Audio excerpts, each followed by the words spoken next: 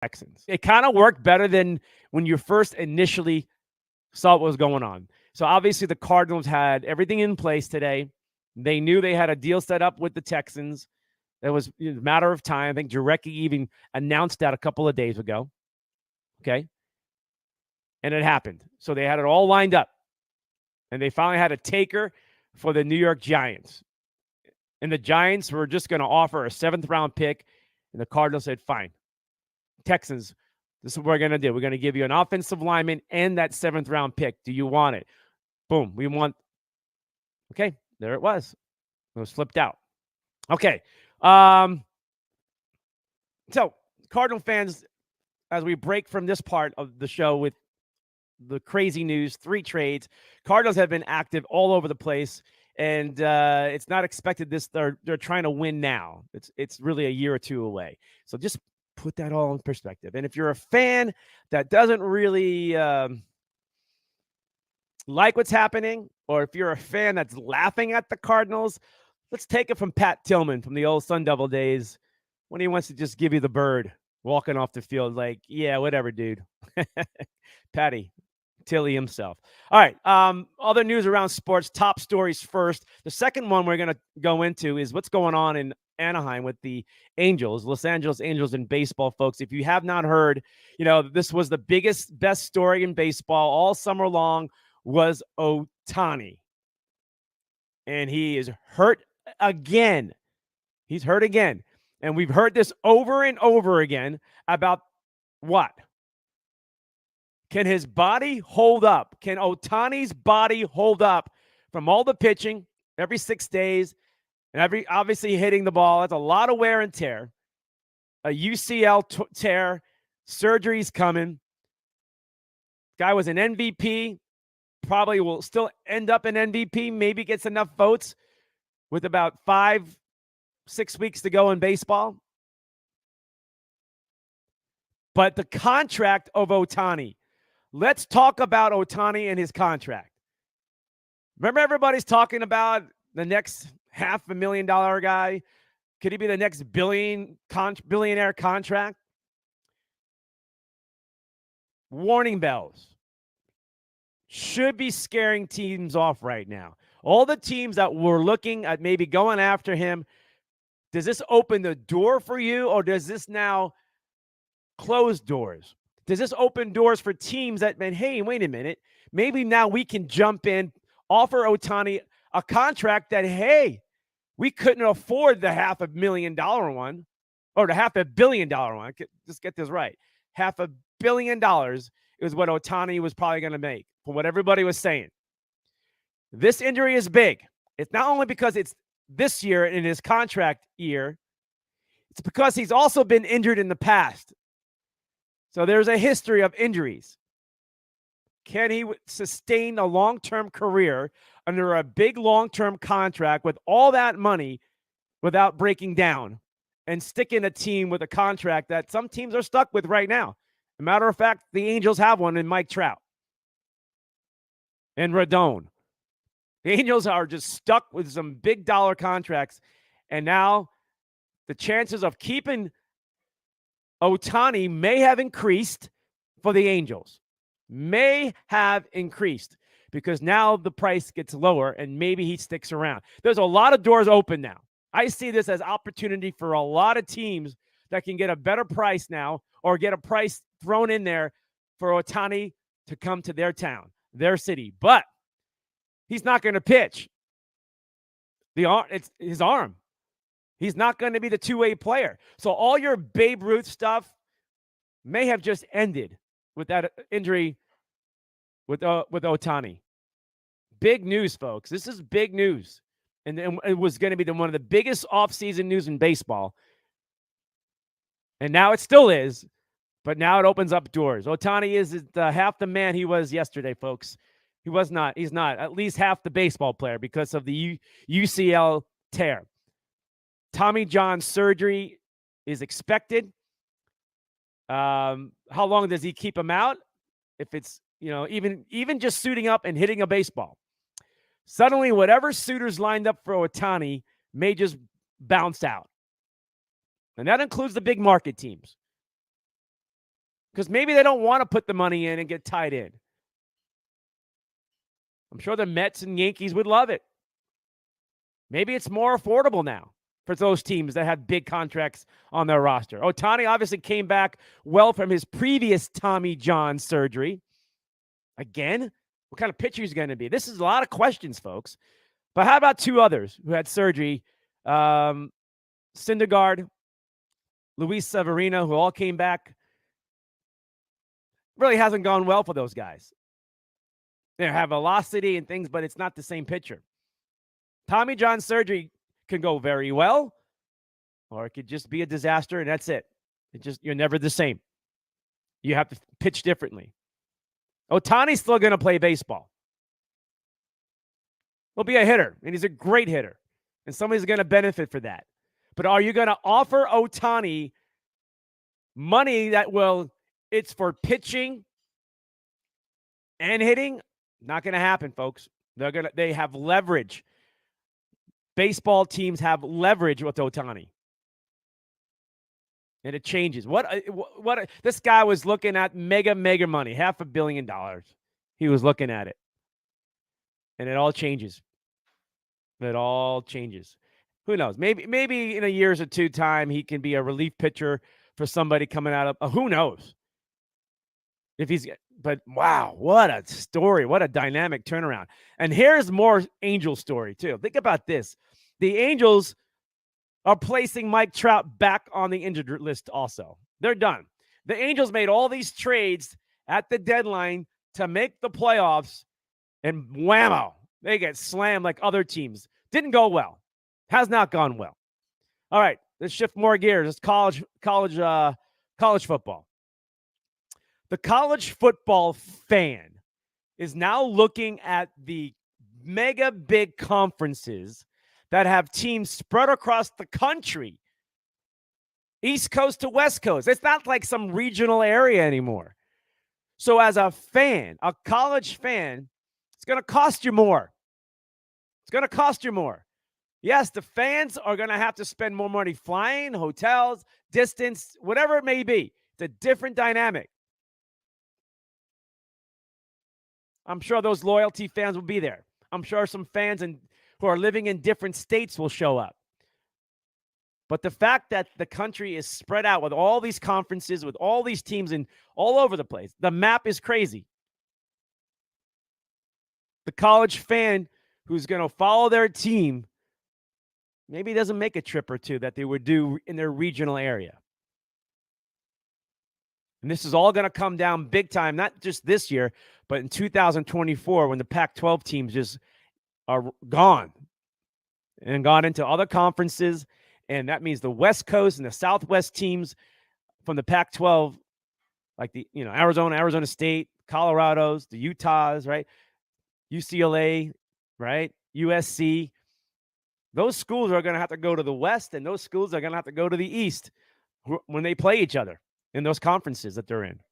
Big stuff going on. If you haven't seen it yet, this is Associated Press preseason top 25.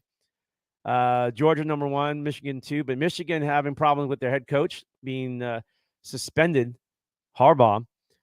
This is some basic stuff, but if you're looking in there, nothing major. I mean, just throwing it on the screen for you. There's some hope out there for Florida State this year, but if you're looking at it all, I'm looking at Texas.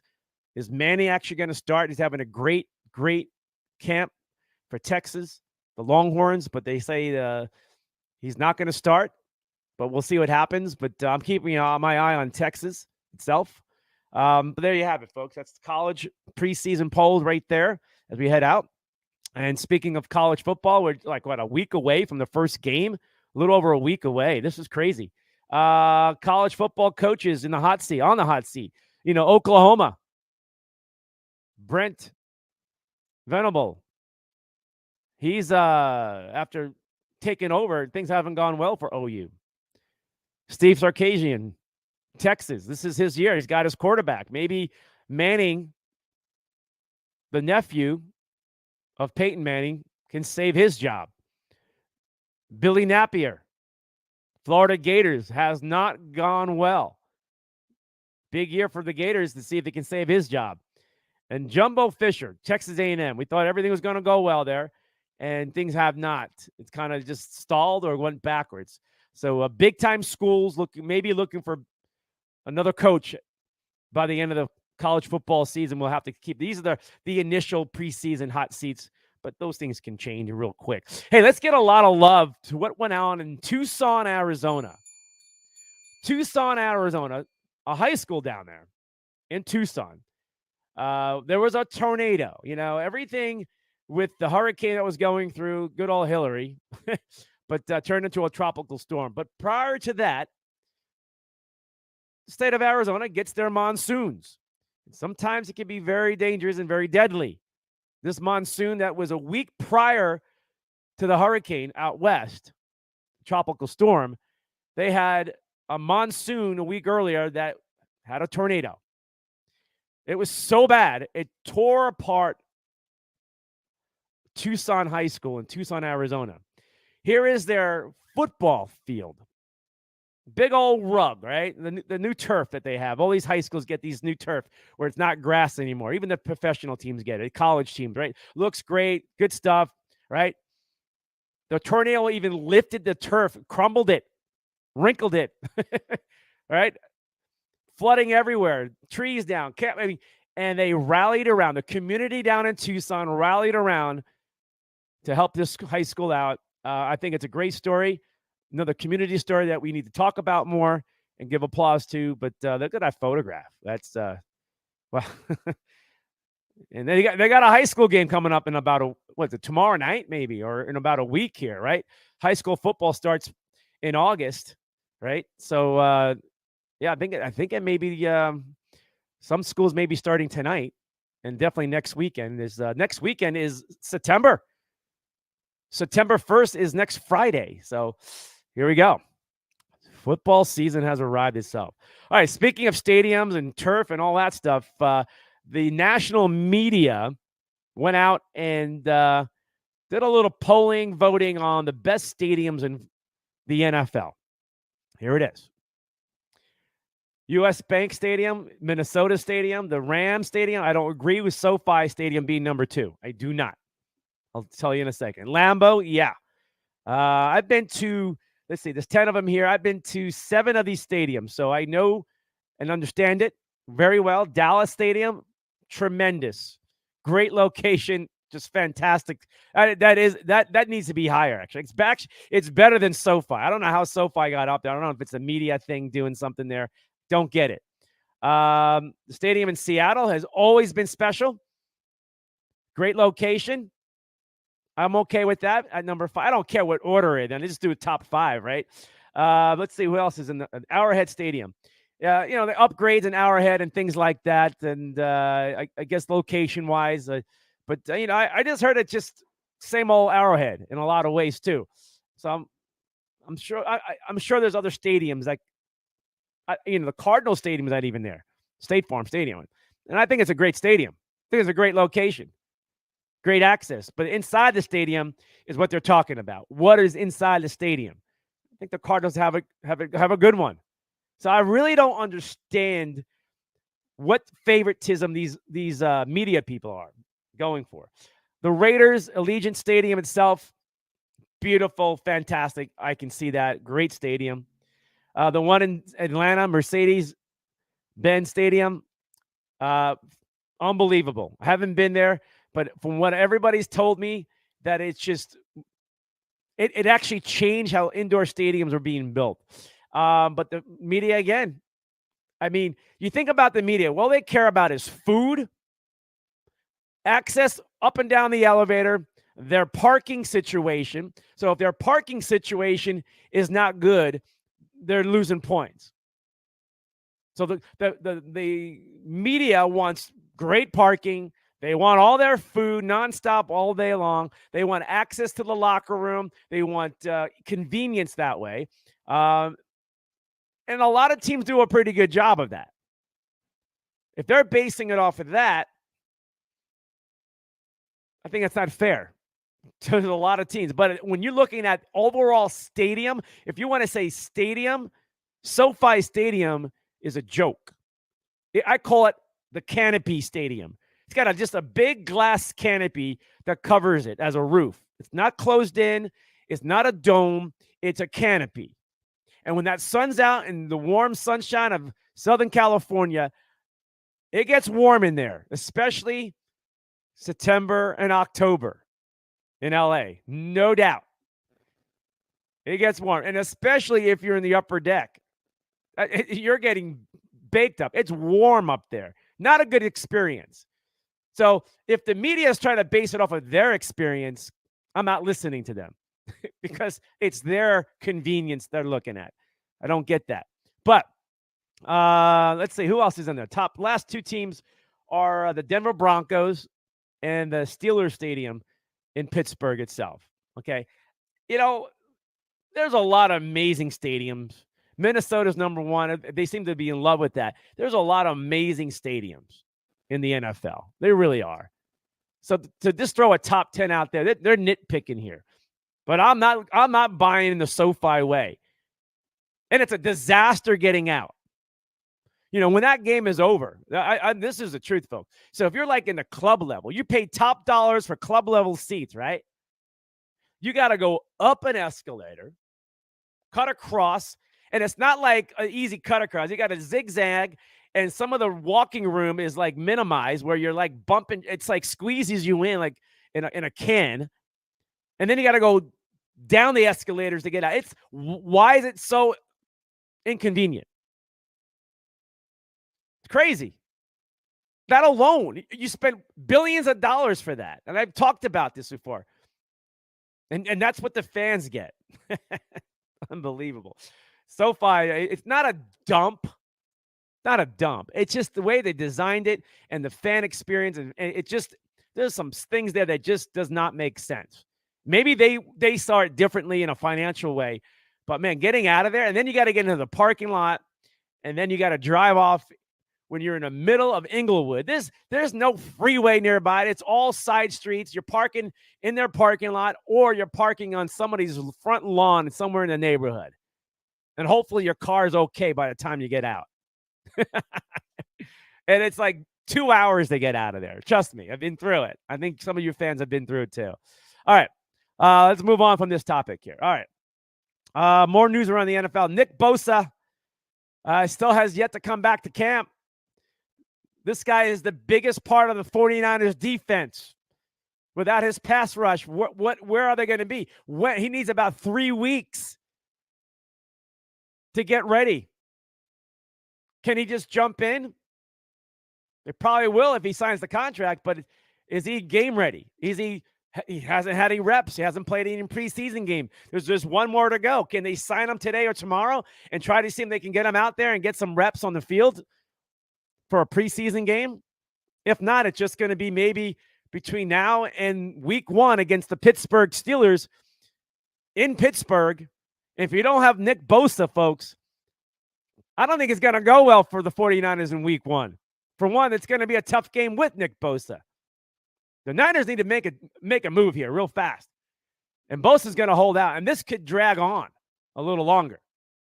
And if you've been watching what's going on with the Steelers, their first team unit defensively and offensively has just been wrecking everybody in their 3 preseason game. Even tonight, even their second and third team units are wrecking their other team's second and third street. They're loaded and deep.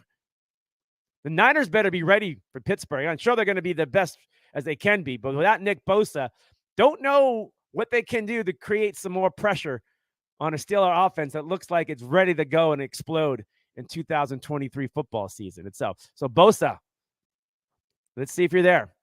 All right, a lot of talk and chatter about these young quarterbacks, folks, and I'm not impressed. The Quentin Richardson story at Indianapolis is a joke. Tonight he's playing again, and the only thing he can do is run. This guy is designed to be Lamar Jackson in Indianapolis as the Colts quarterback. That's what he's going to do.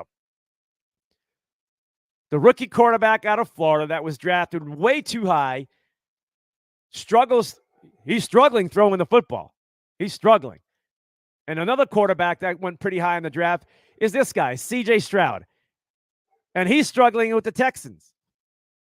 There's going to be a lot of growing pains. And are we watching and seeing something happening that with other previous quarterbacks?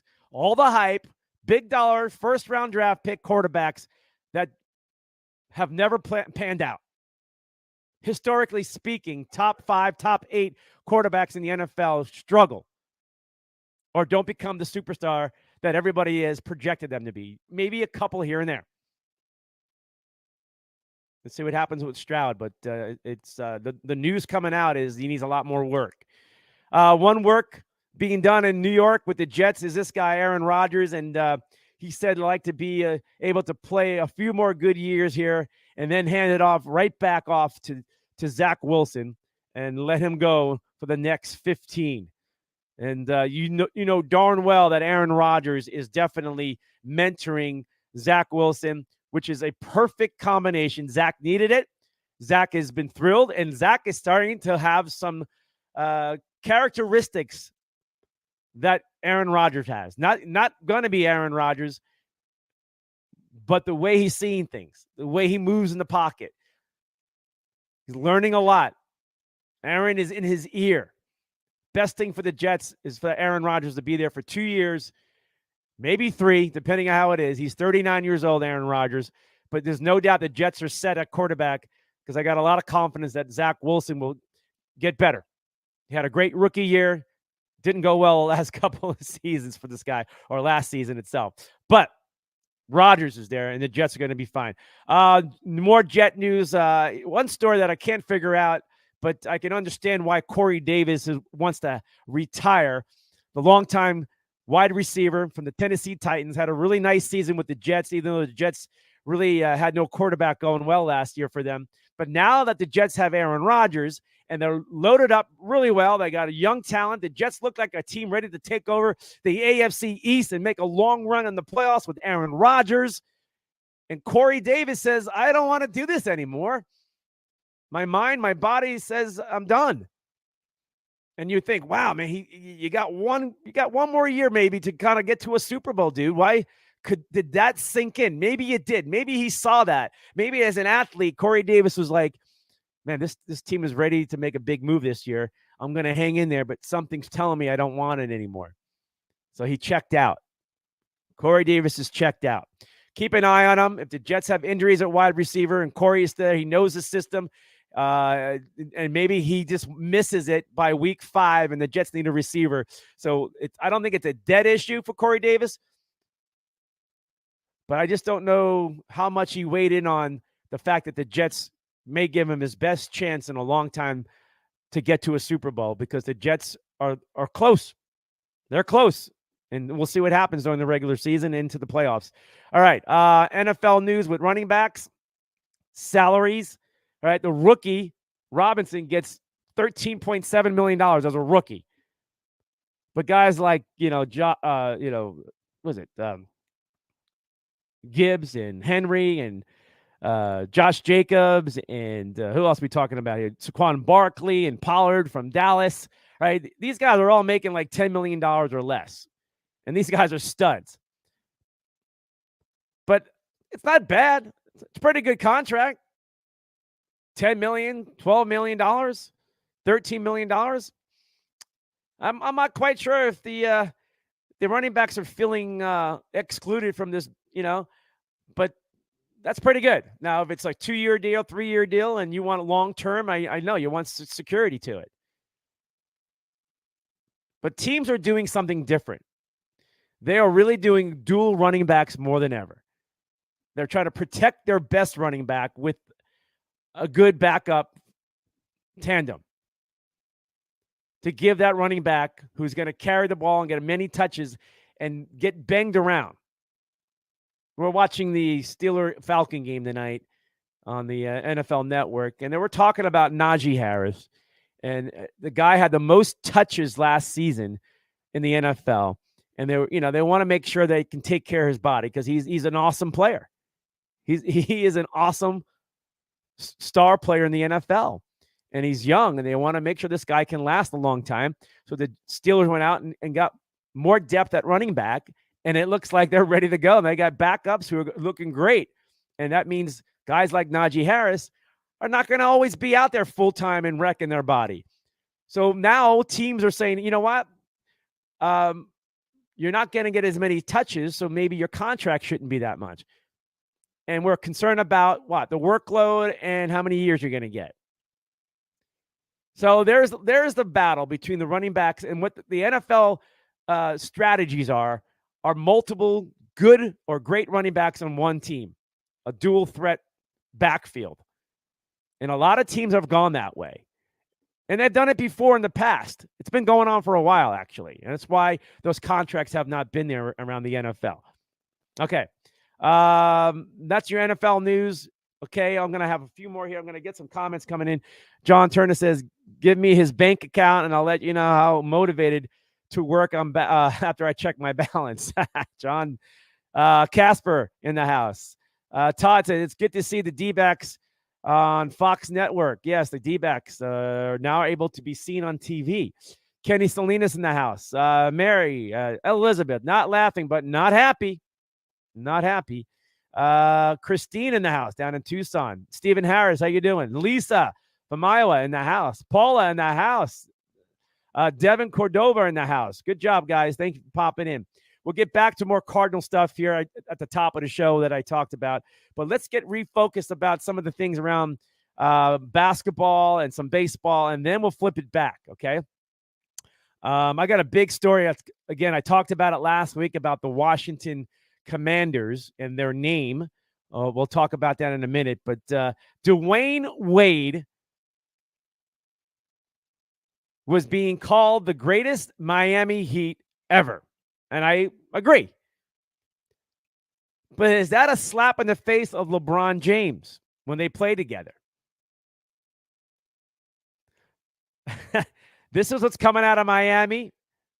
I agree. I think Dwayne Wade is and was the biggest part of that Miami Heat team, and especially when they had a couple, NBA runs. But Dwayne Wade also won without LeBron James.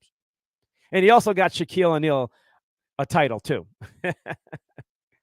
But story out of Miami, people are talking about over social media that, that LeBron, everybody loves LeBron in a lot of ways, but when they start comparing him to other greatness, man, it looks like LeBron can't get it. He's not going to win the Jordan battle. Now he's not even winning the Dwayne Wade battle. He's not even winning the Kobe Bryant battle. So good luck, LeBron. I think your legacy is starting to take a hit more and more. LeBron probably needs to win about 2 more titles in a row if he can do it to kind of resurface this.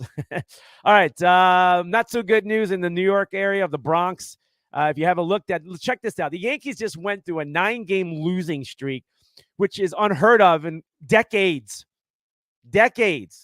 1982 was the last time they lost 9 games in a row. They won last night. They lost again today. So it's one of those seasons that go back to where the Yankees were displaced. But when you go back to 1982, this tells you how long it's been for the Yankees to have that kind of a horrible season and losing streak. Derek Jeter was 8 years old. Their manager was 9 years old. Gas prices were $1.28. Bo Jackson was drafted by the Yankees 1982. The Montreal Expos were existing and playing. The Thriller album, Michael Jackson, became a big hit in the fall of 1982, right?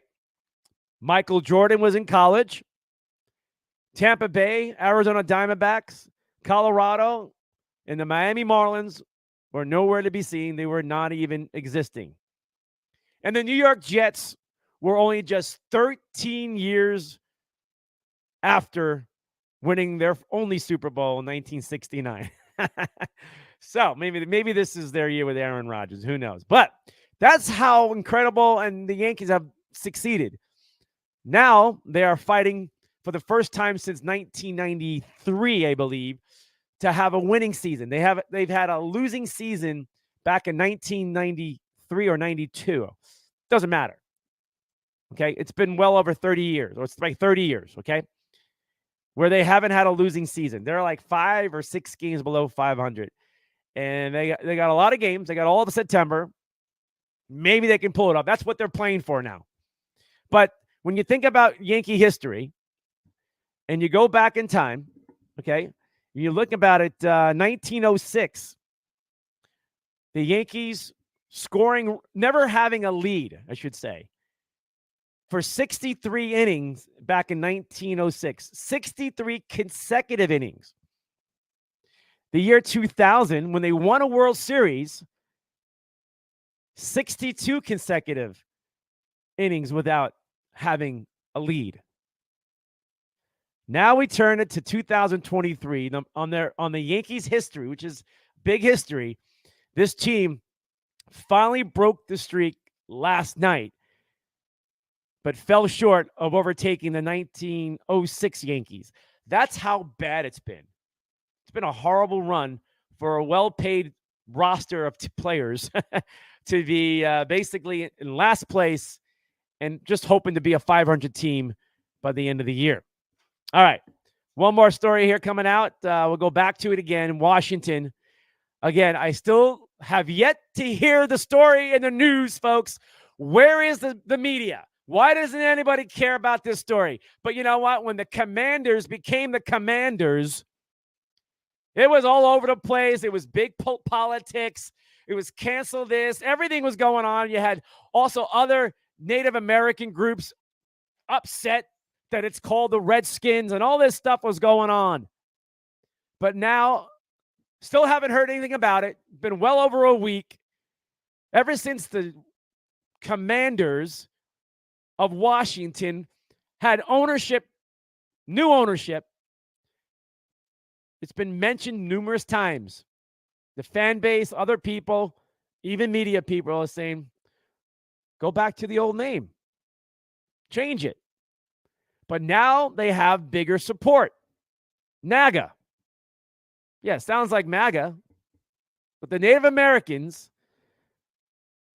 the Native American Guardians Association is demanding, just like they were demanding to get rid of the name, but this different group, the Guardians, are demanding the return of the Washington Redskins.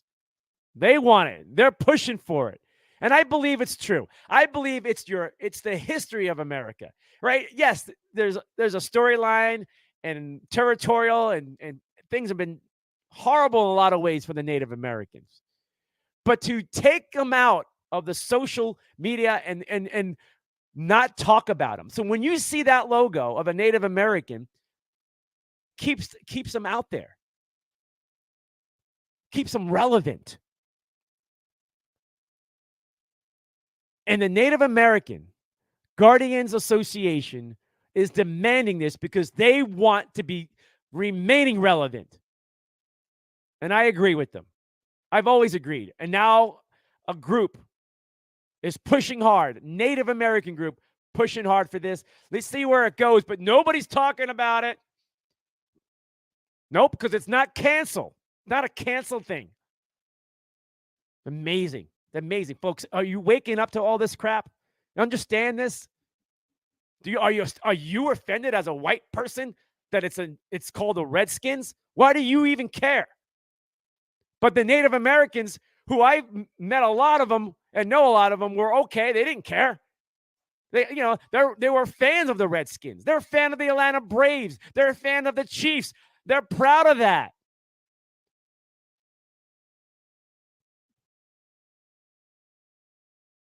Bring back the Redskins. Bring them back. Don't be worried about it. We've been through enough bull crap in this country. So you just want to go ahead and make the Native American irrelevant. So take away, just like Aunt Jemima was taken off, Uncle Ben's rice, right? What does that do? Makes a community, a race, a population disappear. Take it out. Uncalled for. And other people are upset with that. The Redskins did not have to lose their name. The owner made the change, and they forced him to sell the team also. This is such an ugly and sad how this has all ended up. But I'm happy that a group called the Native American Guardians Association, nobody's talking about it, is making a demand that they return to the Redskins. Love it. Push it. Make a big point about it. But yeah, the media don't give a crap. This is how our lives are being dictated, folks. Like it or not, what side? But this is bullshit. Plain old bullshit. They don't want to touch it. To me, that's a great story because it was canceled and they took it out. And now another group, the Native American group, wants it back. But there's another Native American group that didn't want it. But they all listened to the ones that didn't want it. And they use it as a political thing. Now another group says, wait a minute, I want it back. This stuff bothers me. I don't know why that doesn't bother you enough, but it bothers me. This represents how our country is just falling apart, folks. Falling apart. I'm upset with it. And I think you should be too. Completely. I'm a big advocate and I love my Native Americans too. Love them. And they know it too. They know who they are. All right. Let's get back and recap a few things here again before we head out. The big story today with the Arizona Cardinals making 3 trades. Everybody was surprised, but this obviously was all about, this was in the plans. This was already materializing weeks out. The Cardinals had a plan with a new coaching staff, everything else, and they had their eyes on players and roster positions and what they were looking for that fits their needs. And this is what happens. Clearing house, getting rid of contracts. That's why Kyler Murray's contract could get him out of Arizona. If there's a taker, does anybody want a quarterback with that contract?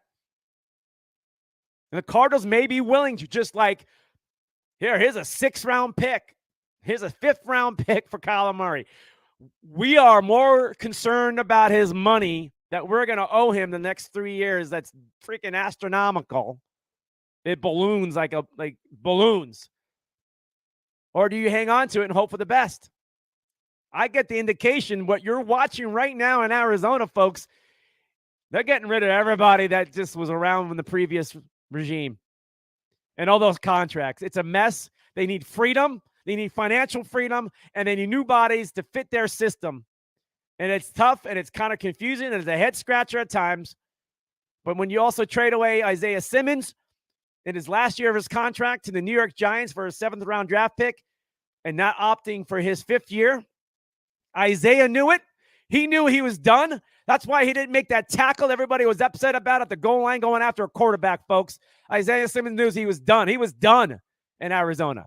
Why go hurt yourself? Protect yourself. You're young. You got a great career ahead of you. Guy doesn't miss any football games, too. That's one thing about the NFL. You're only good when you're on the field, and Isaiah Simmons has proven that he can stay on a football field. The New York Giants are going to make this guy work. They got a lot of depth now, and they can put him, they're going to figure it out. And if it goes well, Cardinals missed it, yeah, but it doesn't fit their scheme of things. That's how they're seeing it, and their financial freedom. Tough one to bite, Cardinal fans, to see this guy walk away so young. Tough one. Josh Jones, Mike Jurecki, earlier today, 2 days ago, Jurecki knew this was coming. NFL insider Mike Jurecki knew this was coming. Knew it. He comes back today and reports, like a lot of people started hearing, that Cardinals traded away Josh Jones, offensive tackle, and a 7th-round pick, which seems to be the New York Giants' 7th-round pick, probably, right, to Houston for a 5th-round pick. For a 5th-round pick. So in return for trading away Isaiah Simmons, the Cardinals got a 5th-round pick. They flipped it. They give them credit. Look what the Cardinals did. You all bitched about 7th-round pick. What are we doing? They had a plan in place. The Giants saying, no, we want a 7th. We're going to give you our 7th. We're not giving. And the Cardinals like, fine, take it. We got something else lined up. We got Texans sitting there, and we're going to get, boom, it flipped out. The Cardinals gave him Josh Jones, and their 7th-round pick and give us a 5th. That's what happened, folks. Cardinals made wheeling and dealing, baby. They got a 5th-round pick out of it. Now they got 3 5th-round picks next year, the Cardinals. They got 3 in the 5th round. That's pretty good. You can find some talent there if they do it right. Not bad. So don't get all upset with the Cardinals, what they're doing today. They got a plan. You should be happy that at least they're trying something. They got an idea what they want to do. Does it work? We'll find out. Takes about 2 to 3 years. No more than 3 years, and then you go, okay. But we'll find out. And then the Cardinals realize, like, quarterback situation. Josh Dobbs. What's going on at the quarterback? Why is Josh Dobbs being brought in? The journeyman quarterback out of Tennessee, the Volunteers, had a great college career. It was pretty good. Great kid. Brilliant. Smart. It was Ben Roethlisberger's backup, 3rd-string backup for many years. Had a lot of playing time in Pittsburgh with all Big Ben's injuries. Got moved around to different teams, ended up in Cleveland. And the Cardinals said, hey, we need a quarterback. And they went out and got Josh Dobbs. Now what's going on at the quarterback position in Arizona? Not happy. Not satisfied. Needing depth. Concerned like they're going into the 2023 season. Is this an indicator that Kyler Murray will not make it back next season or this season with his injury and they're just going to play it out? Are they just basically saying, let's not play Kyler Murray because let's maybe like trade him because he may have more value that a lot of they don't get to see Kyler play and judge like, oh, this guy's not good anymore. The Cardinals are banking. Maybe Kyler Murray is on that ticket of a trade down the road. Or it's just that we're not going to push Kyler Murray because that's a big injury and he's got a big-time contract, and we got to figure this out. So we need depth at quarterback for this season because I don't think Kyler's coming back for this year. So the Cardinals needed to load up a little bit on depth on a 3rd-string quarterback, maybe a backup 2nd string. Is Colt McCoy in the making? Is he there? Is he going to get released? Is it over for Colt? Or is it somebody else? Looks like Tune, the rookie out of Houston, looks like more and more like getting a shot because there is something brewing at that quarterback spot that they had to bring somebody in. I think Kyler Murray injury has a lot to do with it in the depth chart. Stay tuned, folks. There's a lot. Cardinals are not done. And don't be shocked anymore. Okay? But they're figuring out who's staying and who's going. Just like any business. New management comes in, they evaluate, they keep what they believe is going to help and get rid of everybody else. It don't matter if you're a star or not. They have it all figured out. All right. One more story here, just so the Cardinal fans know. This is what Jarecki put out today. Cardinals have 12 draft picks, okay? And they have 3 in the 5th round now. This is this came out right before the Josh Dobbs the Texans and the Dobbs there. So the Cardinals have multiple picks in the 5th round, multiple picks in the 3rd round, multiple picks in the 1st round. Okay. Not bad. Did pretty good. They have like 9 picks in the first 5 rounds, the Cardinals. Not bad at all for the 2024 draft. And I'm expecting more to come. All right. Cardinal fans itself, let's see what you got. Turner says, Mike, he was great at Houston. Yes, Mike, the Tune. Play that Tune. Yeah, I think Tune is going to start until Kyler is ready. That's what Mike Buchanan says. And Mike Buchanan loves Kyler Murray out of from Texas, you know. Dobbs acquisition will lead to Colts departure before week 1. Oh, you think he's going to go to the Colts? The Cardinals not done. Maybe you're right, Mike. Maybe you're right about this too. A Bella Chicken move. John Turner said, I think I said that right. Let's see here. Consuelo How you doing, Caswella? Bring back the Redskins, but the term Redskins is offensive, right? Well, talk to the Redskins fans that didn't want it and talk to the Native Americans that want it back, right? Mike Johnson in the house. Todd said, I was born in 1982. Now you're 41. Oh, wow. 41 years later. Let's see. Larry's day out in the house. Hey, Larry. Let's see who else is popping in. It's more common. Agreed. Mike Buchanan agrees. Okay, good. Elizabeth Fielder. Hey, Elizabeth. I think you had a birthday recently. I'm going to say happy birthday to you, even if it wasn't, but I believe you had a birthday. Elizabeth. All right. Yeah, Mike. Mike Buchanan, big Cardinal fan, loyal. He's from Dallas, Texas, but he's a Cardinal fan. There's a lot brewing. I don't think the Cardinals are done. This is a whole transition year, and we'll find out who else gets traded away. But I think the Cardinals are starting to feel out what they want to do. It's a big, big season to see what players for the Cardinals are going to stick around next year. This is like a preseason during the regular season, folks. Okay, got to hope guys stay healthy, don't get hurt, and ruin their careers, because the Cardinals have a plan in play. And then the offseason is going to be huge to get it right. And hopefully talent rises up from the guys from a year or two, a rookie from this year, a second-year player, whoever it is. This is going to be very interesting. Very interesting. Cardinals are going to really dive deep in this in the offseason. So the Cardinals, I say 2024, they're going to make a big push for something. But I'm going to give it to 2025 to where it's got to happen. So I'm going to give them what they did this offseason. I'm going to give them this regular season to kind of clean things up, get organized, put things in play, and build and finish strong, hopefully.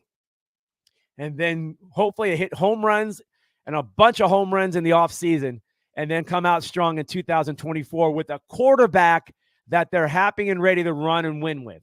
Is that Kyler Murray, or is it somebody else? The big thing about Kyler Murray is the contract. And what we're watching right now, this new regime, this new front office doesn't want that kind of money on their roster.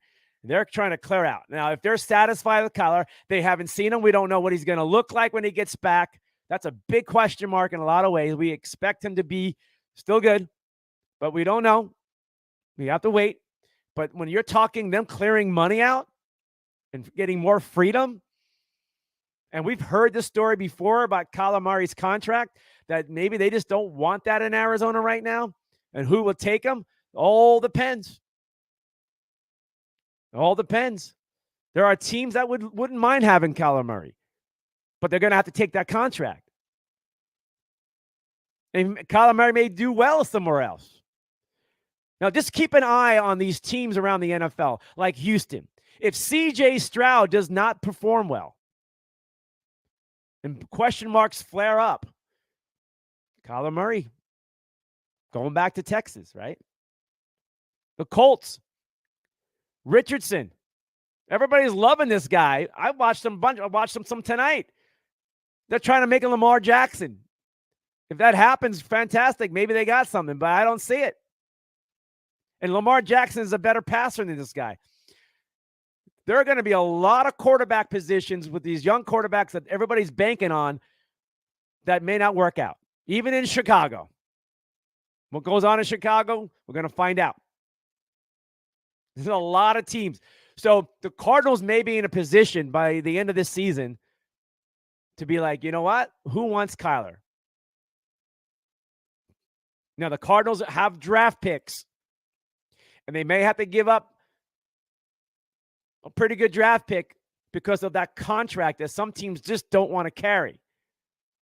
But that's okay. The Cardinals, if they have a plan in play, I'm assuming this, but man, it has some windows here that it may happen. And if it doesn't, then just you got to hope and pray that Kyler Murray is close to what he was when he was healthy and slinging it and running around, and that the Cardinals have an offensive line that is beast mode to protect Kyler Murray. And maybe that's what they're trying to do too. But man, this is far from over in the desert. with the Cardinals front office itself. All right, last comments before we're out of here, folks. You're welcome, Elizabeth. Yes, much love to you, and happy birthday. Let's see. Let's get back to some comments here. Mike says, I say Zaven Collins can't play edge rusher too. So it looks like they'll find out about Zaven Collins. He's definitely not an inside guy, but if he can play outside and maybe they got something there. Because the only thing I can believe is that Zaven Collins is trying to be morphed into Hassan Reddick, what they did in Philadelphia. Okay. Let's see here. Kyler isn't going anywhere unless he can't play under center. Just my opinion. That's true. And we're going to find out. And the Cardinals are going to find out.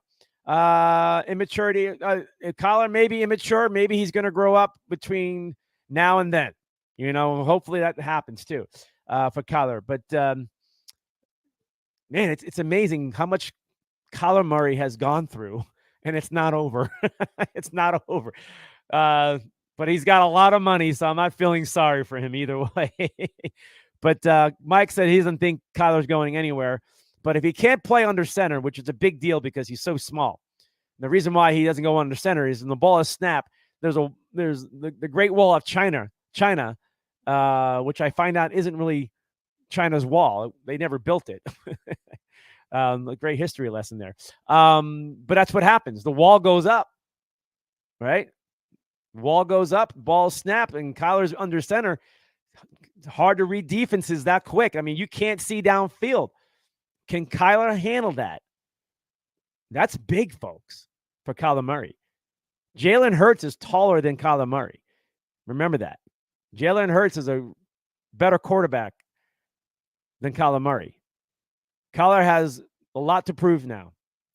There's a question mark there. And here's the problem with Kyler Murray's leverage for the Cardinals if they were trying to trade him. Nobody knows what Kyler's going to do. Nobody has any. They're all waiting to see. Maybe Kyler comes back and plays well in his last few games of the season, and the Cardinals can go, let's keep him. We got something here, or let's trade him now because his stock is high, and we got to figure this out. It's going to go one way, and we're going to find out really quick. Now, here's the downside. If Kyler Murray does not perform well under center and it just doesn't look good, that stock value drops, and the Cardinals are going to have to try to throw in a nice draft pick in there with Kyler Murray and just try to get somebody to bite on it. And somebody will. And it doesn't mean Kyler Murray is going to just be a bust. He can go somewhere else and have a nice career also. But we'll see what happens, folks. A lot to talk about today. The other big story, too, was Ohtani, the Angels, the two-way player, pitcher, hitter, greatness, MVP. Everybody was talking like how much better than in Babe Ruth he was. And I'd still say he still hasn't touched Babe Ruth in longevity in the way Babe did it. I think Ohtani is going to be around for a while, but he will never pitch for a very long time with the UCL tear. He's going to have Tommy John surgery again, and who knows where this ends up. It's a really sad story, but the Angels may be able to re-sign him now. But for Ohtani and his $500 million contract that people were saying was going to happen, not going to happen. Ohtani is now just a one-way player, a position player, maybe even a DH because he can't throw the ball. I mean, this is what his negotiation. What's his leverage going to be? It really, and teams are going to go, wait, you can't pitch, you won't be able to throw right away because you're going through Tommy John surgery. That's going to take months. So you're going to have to be a DH, and I'm not going to give you an 8-year contract worth $500 million. I'm not going to. Let's do 3 to 4 years. Maybe somebody throws a 5-year deal because you're going to get a great hitter out of it, and they're willing. But the money it's changed, and teams now can have a chance to get Ohtani at a lower price than what was going to be expected in the offseason, which means other teams can jump in now if they want to. They'll make money. Ohtani's a big draw, but you're not going to see him pitch. And maybe he never pitches again. Maybe, the one thing people keep forgetting about Ohtani, as they just fell in love with him more and they just raved about it, is, but people kept saying, the baseball people saying, can his body hold up with the pitching and everything else?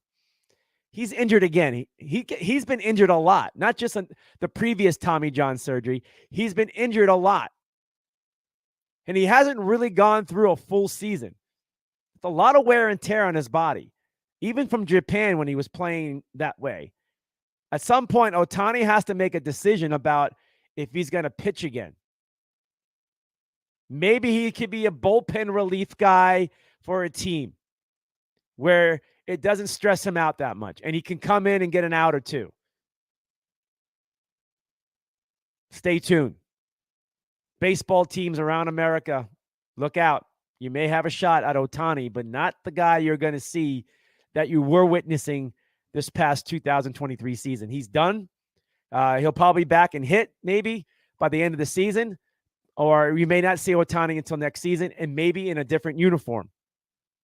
How quickly things changed with the Angels, who went for everything in the trade deadline to go for it with 1 year left. Ohtani, don't you think about the Angels?